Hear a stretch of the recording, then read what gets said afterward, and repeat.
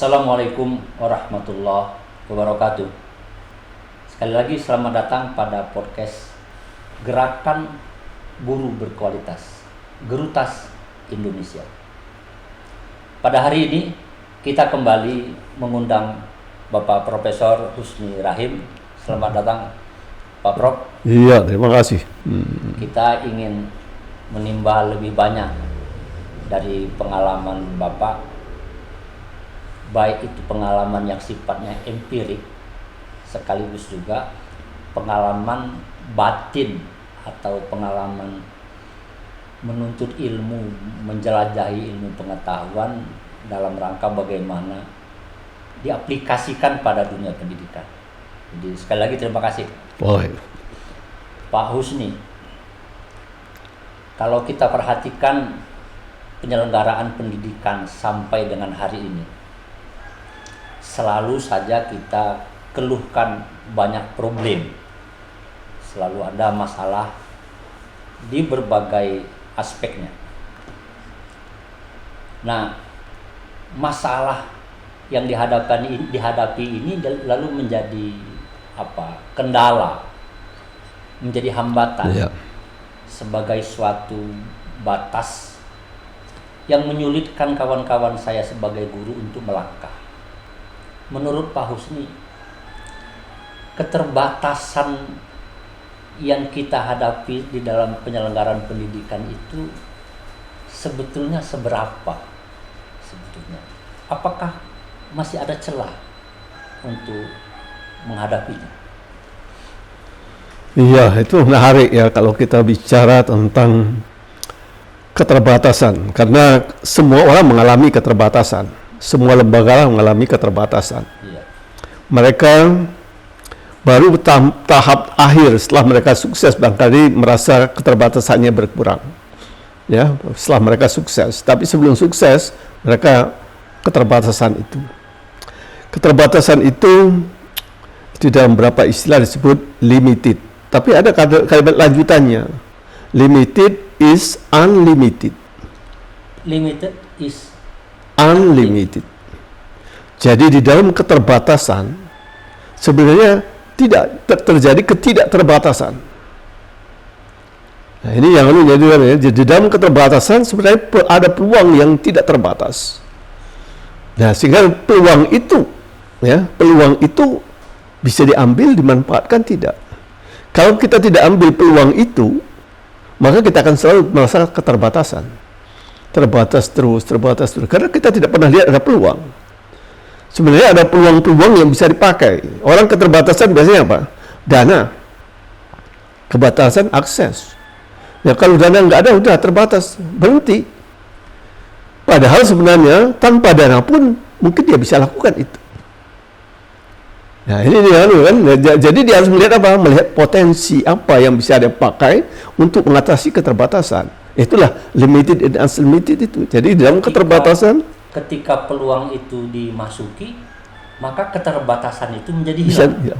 Menjadi atau terbuka, bergeser atau terbuka untuk kita atasi. Iya.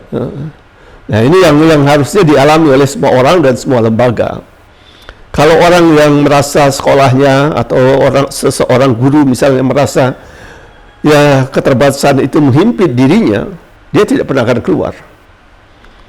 Dia akan tetap pada posisi yang terus bersama. Sekolah juga gitu. Ketika sekolah merasa keterbatasan, ya dia tidak pernah mencari peluang melihat tadi apa yang bisa diatasi dalam keterbatasan ini. Mungkin ada hal-hal yang bisa kita gunakan untuk mengatasi itu. Sekolah itu juga akan tetap biasa-biasa terus menerus. Ya umumnya begitu Pak Husni. Kan di dalam menyelenggarakan sebuah sekolah katakan gitu kan ya. Kan dibutuhkan sarana dan prasarana, butuh fasilitas, guru, siswa bahkan. Kalau komponen-komponen pendidikan itu minimal, katakanlah muridnya cuma 10 orang, gitu. Gurunya cuma 3 orang, itu pun honornya kecil. Lah, menghadapinya gimana Pak? Itu kan fakta Pak. Iya, dan itu kebanyakan seperti itulah fakta sekolah-sekolah kita. saya melihat data statistik ya dari 2021-2022, jumlah sekolah di Indonesia itu 394.000 lebih berapa ratus gitu ya, 394.000. Dan 394.000 itu ya kebanyakan swasta. Ya, biasanya kalau negeri paling tidak minimal fasilitas ada ya. Tapi yang swasta yang tadi mungkin dikenakan tadi menyediakan. Nah, ini ya anunya gini. Kondisi yang seperti ini ya akan tetap terus-menerus selama kita merasa tadi bahwa murid kita hanya 10 orang. Ya, kita tidak punya ruangan, nggak punya ini. Ya, selama kita mengeluh gitu ya tidak pernah teratasi. Coba kita lihat orang zaman dulu ketika membuat sekolah, dia tidak mengeluhkan fasilitas dulu kan. Sekarang guru ada murid, ayo ke rumah saya atau ayo ke masjid. Ya. Tapi si guru ini mengajar secara sepenuh hati kepada murid-muridnya ini sehingga mereka pandai. Kita lihat guru ngaji di kampung. Guru ngaji di kampung itu kan luar biasa. Modal rumahnya sendiri. Ya, modalnya sendiri, rumahnya sendiri, tapi semua anak bisa ngaji. Jadi itu namanya kompetensi itu sampai mereka bisa ngaji semua kan.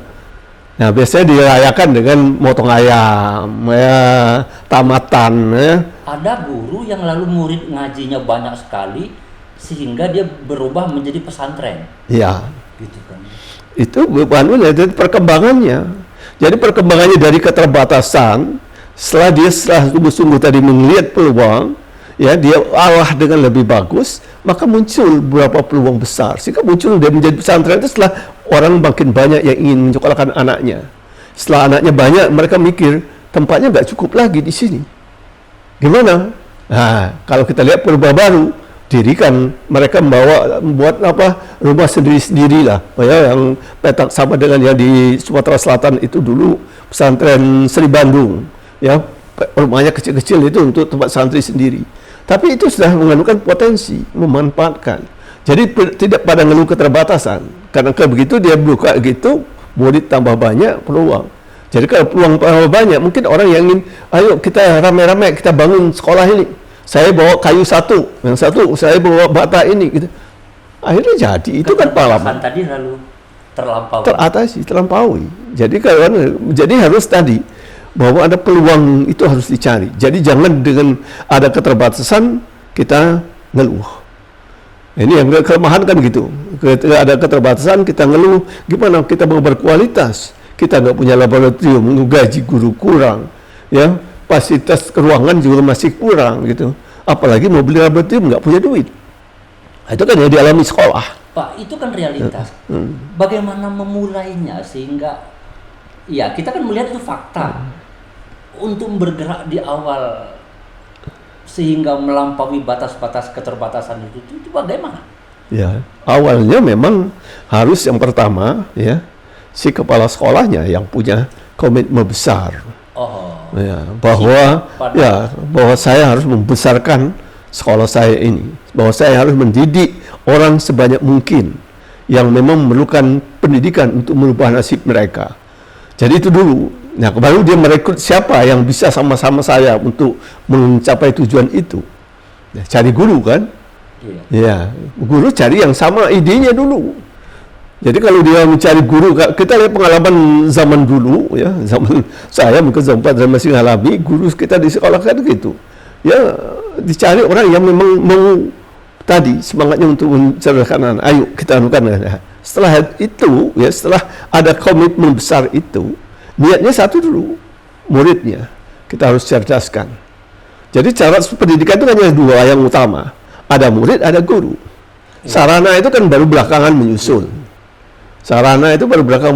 Tapi ada murid, ada guru. Nah, jadi kalau kita bertekad, misalnya sekarang ini sekolah saya hanya punya murid 10 orang, ada hanya satu ruangan, tidak apa-apa. Lakukanlah pendidikan di situ dengan sebaik mungkin oleh kepala sekolah pada guru. Kalau ini menjadi bagus, ini akan menjadi marketing kepada orang-orang lain. Orang tuanya akan bilang, anak saya di sana pandai sekarang dia, membaca bisa, ya ngaji bisa, juga sopan santunnya menjadi bagus. Ya, karena itu kan marketing si anak ini tadi kan. Orang lain melihat, oh iya anak kamu kok sekarang hebat bener ya. Di mana sekolahnya? Oh di situ. Nah, minat masukkan. Nambahlah orang yang ingin masuk di sini.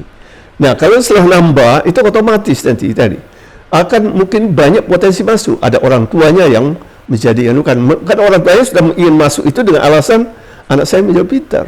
Tapi dia diminta bantuan mesti mau.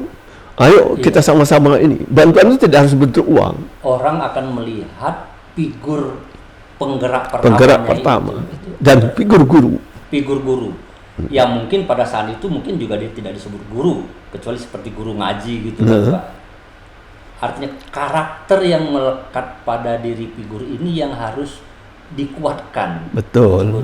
Di dalam perjuangan pendidikan itu. Betul. Sehingga dia bisa menarik orang lain kira-kira. Kawan-kawan sekalian, kita sudah dapatkan satu hal. Keterbatasan itu bisa dilampaui manakala person pribadi guru atau figurnya itu mampu memulai untuk melangkah dari keterbatasan itu. Terima kasih atas perhatiannya. Jangan lupa untuk kembali lagi pada perbincangan kami yang akan datang. Wassalamualaikum warahmatullahi wabarakatuh.